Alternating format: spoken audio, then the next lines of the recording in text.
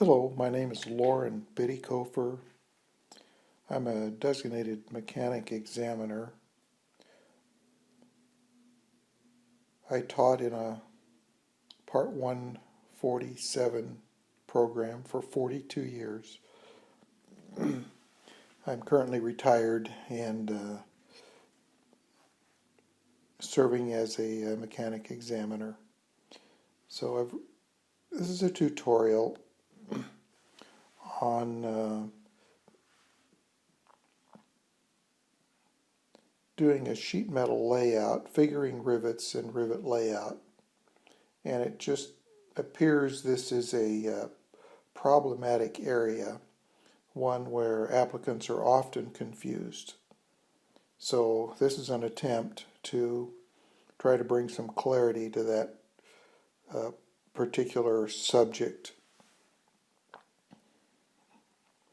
So this is what the instructions are: to make a drawing of a repair and determine the number of rivets and size required for a repair. The applicant's going to lay out rows of rivets with correct spacing, edge distance, and traverse pitch. So in this project, the applicant will ultimately make a drawing of a repair, but before you do that, you have to determine the size of the rivets to use and determine the number of rivets required. And then you're going to draw the layout of the rivets with the correct spacing, edge distance, and traverse pitch, if traverse pitch is required. Depends on the number of rivets, etc. So this is what the information that you're given. The material could be different thickness, but for this particular tutorial, I just chose 0.051 thick material, 51 thousandths of an inch thick, 2024 T3 alclad sheet. I'm going to want you to make a splice that's 8 inches long between two sheets of the above material. You're going to determine the size of the rivets to use, determine the number of rivets required, and draw a layout of the rivets. You're going to make a sketch. Sketch doesn't have to be to scale, but has to have accurate dimensions.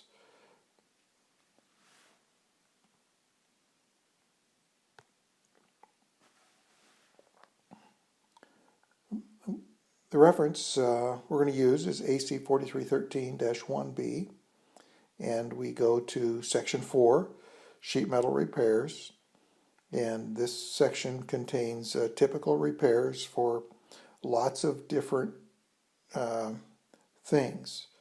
But stress sheet metal coverings is going to be an area, and the subparagraph is going to refer us to table 4-10, and that's the one we're going to use because we're going to follow the example in AC 4313 for making this repair. So the repair, this is paragraph 4-58 specifically deals with repair methods and precautions for aluminum structures. This is a general statement that you will find in the book or in AC 4313 about things that should be done. And then on the next page is a subsection of this paragraph 4-58, a subparagraph of it, and subparagraph G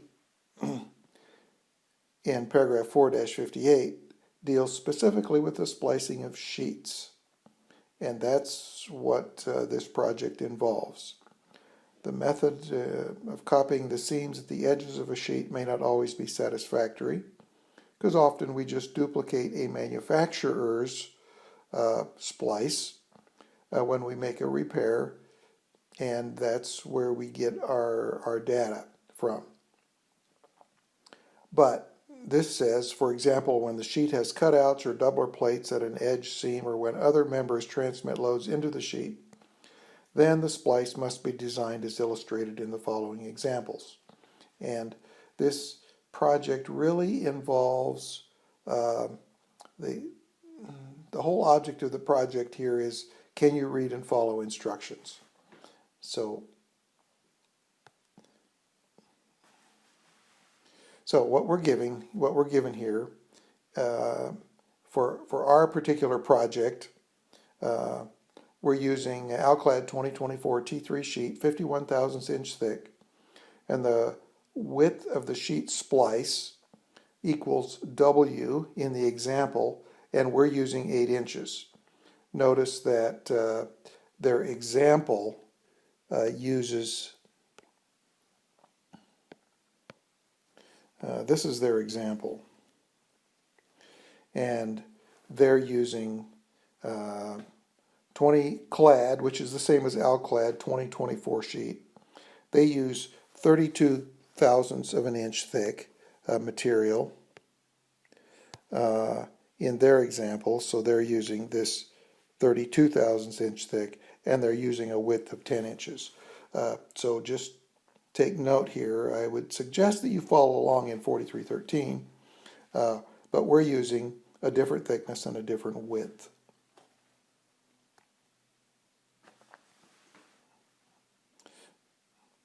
So the first thing, part of this paragraph, it says determine rivet size and pattern for single lap sheet joint summed to 4-5. We're not ready for that yet, so we're gonna do that later. Use rivet diameter though of approximately 3 times the sheet thickness. So that is what we're going to do here. So our sheet is 51 thousandths thick, so 51 thousandths of an inch thick, and so we're going to go right here, 51 thousandths, which is 0.051 times 3 is 0.153 inches. So we want a rivet diameter that's approximately 0.153. Well, rivet diameters go in increments of 1/16 of an inch. So we have a 3/32 rivet, 4/32 rivet, 5/32 rivet. There would be a 6/32 rivet, 7/32, etc. 8/32, which would be 1/4 of an inch, pretty big. So between these rivets, though, these are really the options that we have between those rivets. Really our best choice is the 5/32 rivet, because that's approximately 3 times. Usually we would go, if it falls in between two sizes, we're going to go with a larger. We're hardly ever going to go with a smaller. But even in this case, if you chose to use a 4/32 rivet, a -4 rivet, and you did all the calculations correct, I would think that's okay, because you're doing the numbers correct. Anyway, I'm not sure why you would do that, but if you did, I wouldn't have a problem with it per se. We'd probably talk about it, but I think we'd be okay. So anyway, so we're not going to use that one. We are going to choose this 5/32 rivet. That's the one that makes the most sense. It's closest to 3 times the thickness of the sheet, and so 3 times the thickness of the thickest sheet if different thickness of material is used. But that's so we're going to choose the 5/32 rivet.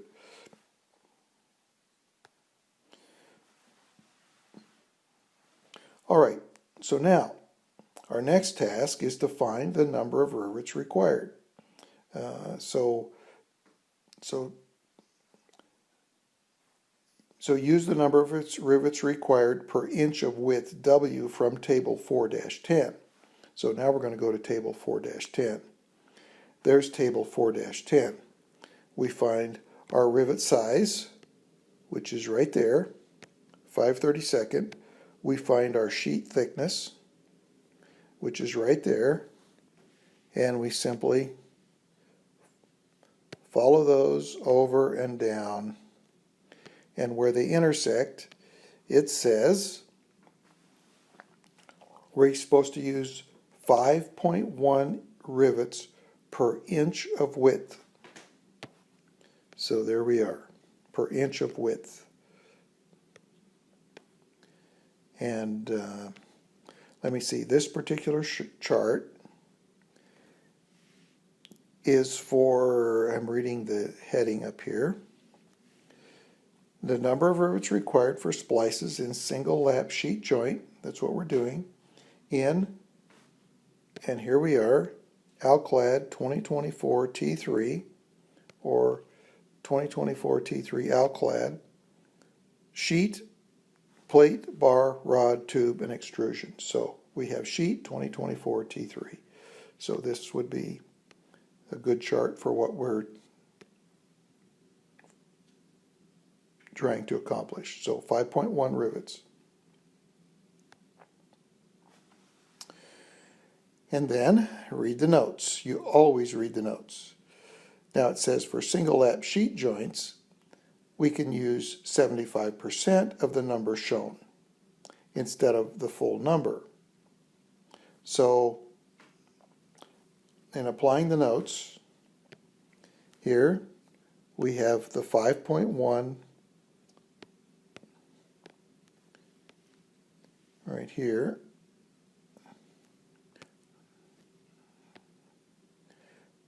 Apply the notes. 5.1 times 0.75 equals 3.825 rivets per inch of splice width.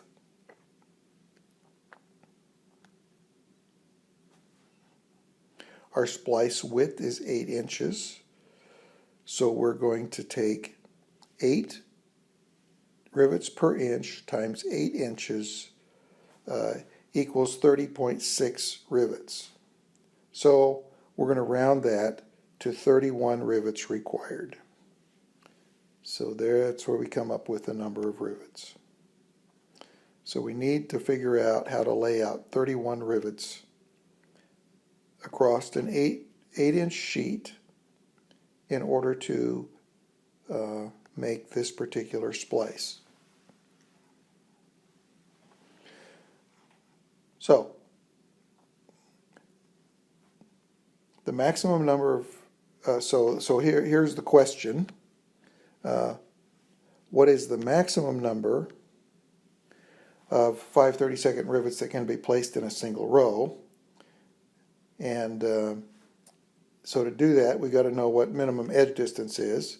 So minimum edge distance is protruding, is 2 times the diameter for protruding head rivets. So 2 times 5/32 is going to be 10/32. But typically in this, those are minimums. We can go larger, and usually it's better to go a little larger to leave some margin for future repairs, or the drill slipped just a little bit when you drilled it. So the very common industry practice is just to use the edge distance for the next larger size rivet. So since we're using a 5/32 rivet, we would just use a 6/32 rivet for this calculation. We're not really using the rivet, we're just using it for this calculation. So 2 times 6/32 would be a 12/32 as a minimum edge distance. So in 12/32 is the same as 0.375 inches.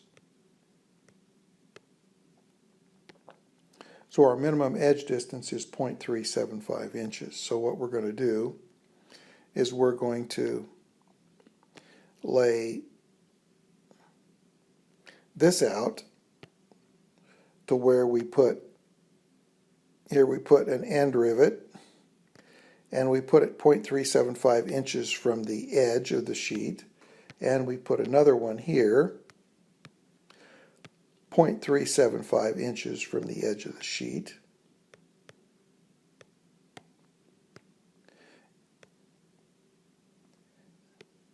And so what that leaves us then, we've got the sheet is 8 inches wide. We take off the 0.375 and the 0.375, which is 3/4 of an inch. So between rivets, we have 7.25 inches. So that's how long our rivet row can be. By the way, when you're dealing with rivets, all dimensions to a rivet go to the center of the rivet. Not to the edge, but to the center of the hole. So we have 7.25 inches in order to space our rivets out.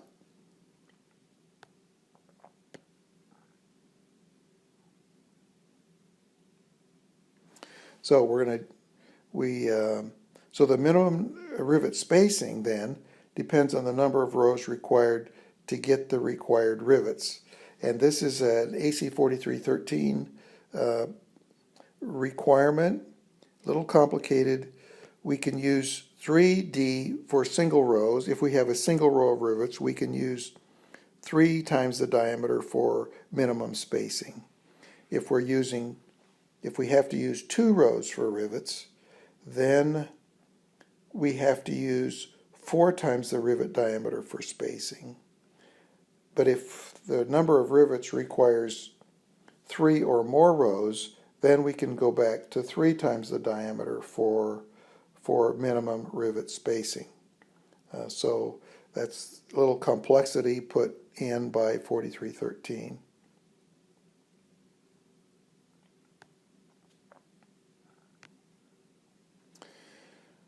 So, and this is the parts of 4313 that explain that and that list out those requirements for rivet splices.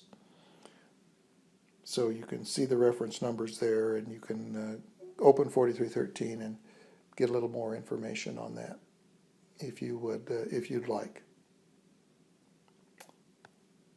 But that's where it came from. So now for the calculations.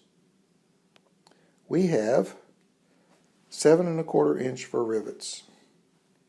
So 3D spacing,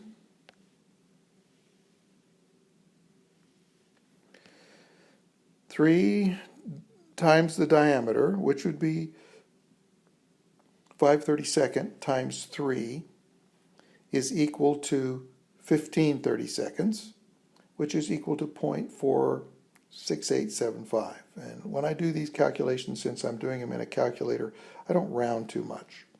I just use the number and it just is more accurate results. So 7.25 right here divided by 0.46875 equals 15.47. Therefore, that's that number.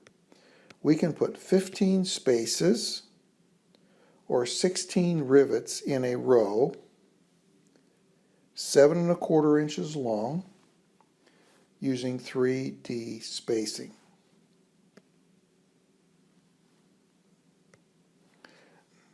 So we can get 16 rivets in.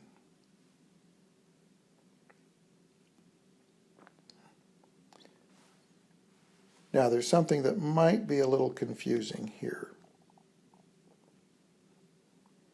15 spaces or 16 rivets.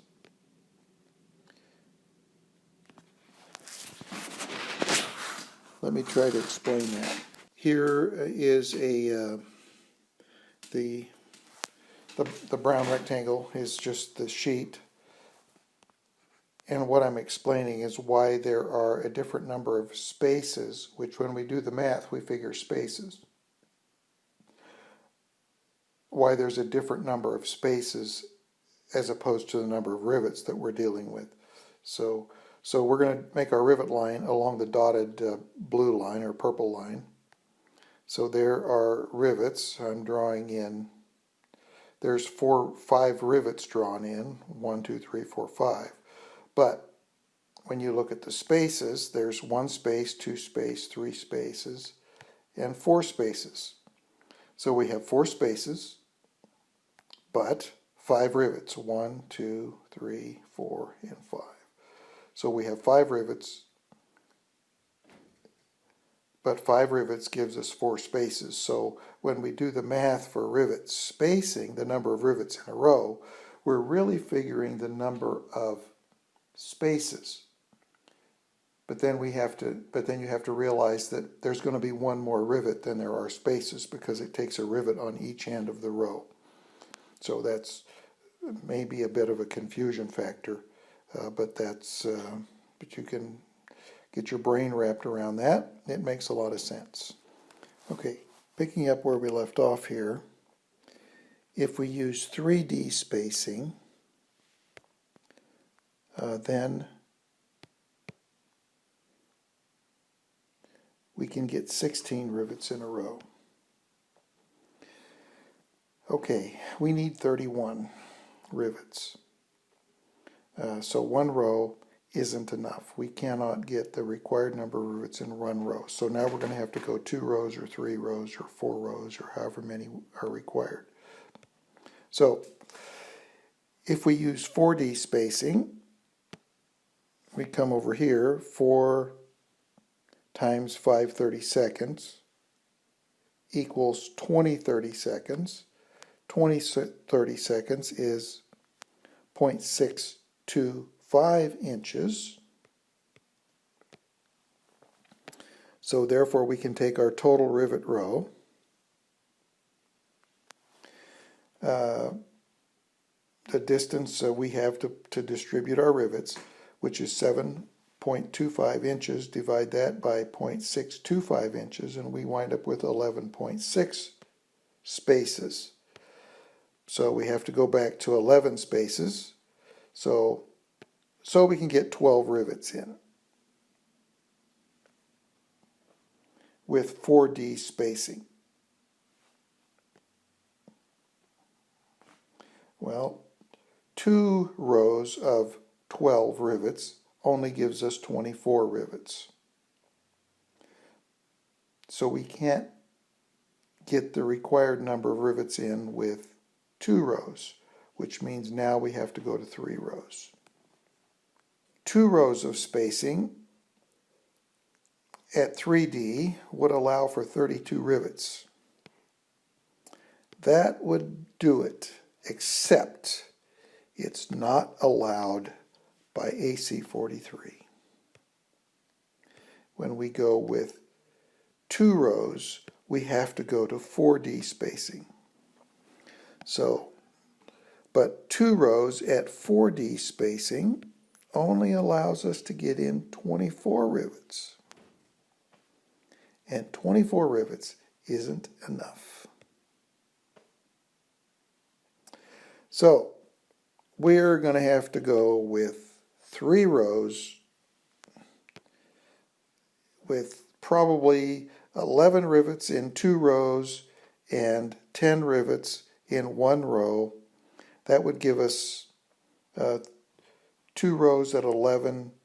It gives us 22 plus 10 is 32 rivets, and so that is 1 more than we need.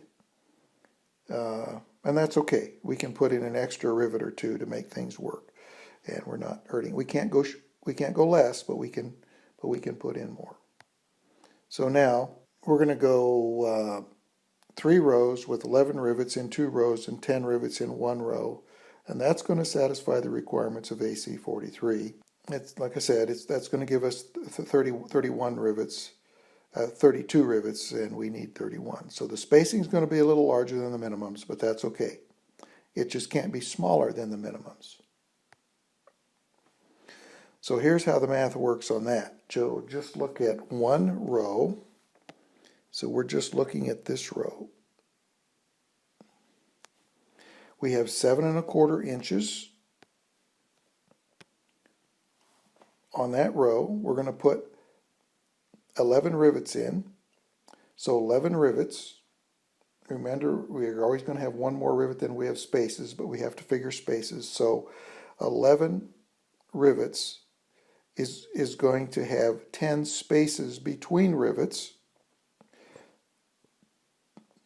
So we take our 7.25 divided by 10 spaces, which means we're going to have 0.725 inches between rivets. And that's what we're going to lay out. That's going to give us 11 rivets. So one, now let me, 1, 2, 3, 4, 5, 6, 7, 8, 9, 10, and 11 rivets. So that gives us 11 rivets.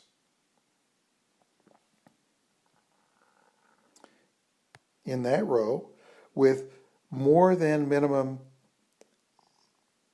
rivet spacing, which is fine. So the row with 10 rivets, and then so we're going to duplicate that for the two end rows. And then the row with the 10 rivets, let me look at the next one to see, there we go. The row with 10 rivets could be done by placing them between the other two rivet rows, and this is what they refer to as transverse pitch. Then we could use the same rivet spacing. It just puts them in between the two rivets. So you lay that out usually by making a line like that between those and then putting that rivet right smack in between. But so that gives us the 32 rivets. 11 in that row, 11 in that row, which gives 22 plus 10 in this row, the middle row, which now gives us 32 rivets, and that's an acceptable layout. So we're using minimum rivet spacing of 3D for 5 32nd rivets. We're using that for the spacing between the rows from that row to that row. The book allows you to go a little closer, but you don't have to, and I didn't on this particular one. And so that would be typical. And then typical rivet spacing, we're using 0.725 for the rivet spacing.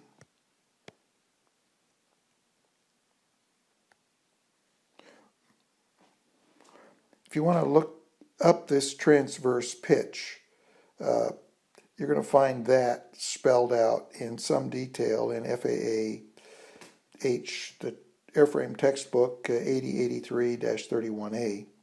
And this is a section of figure 4-81. So if you look that up, you will find much more detail.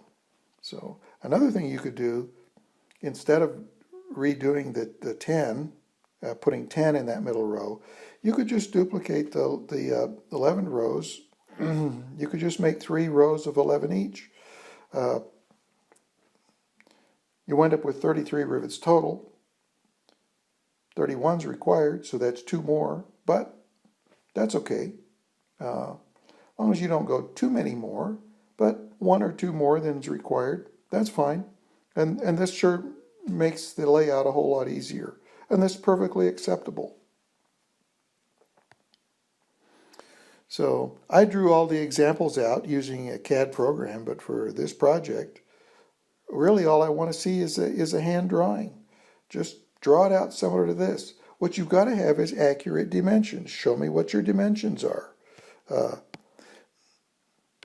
So show me what these dimensions are. I want to know that you're going to maintain minimum edge distance. And, here's, so rivet spacing and row spacing here. Just write the dimensions on there. So this is what I expect, a hand drawing, just a sketch, because that's what's required in the particular project. So as the overall project goes, finding rivet diameter and number of rivets is the easy part, as I see it, because that's just how thick is the material, what diameter rivets am I going to use.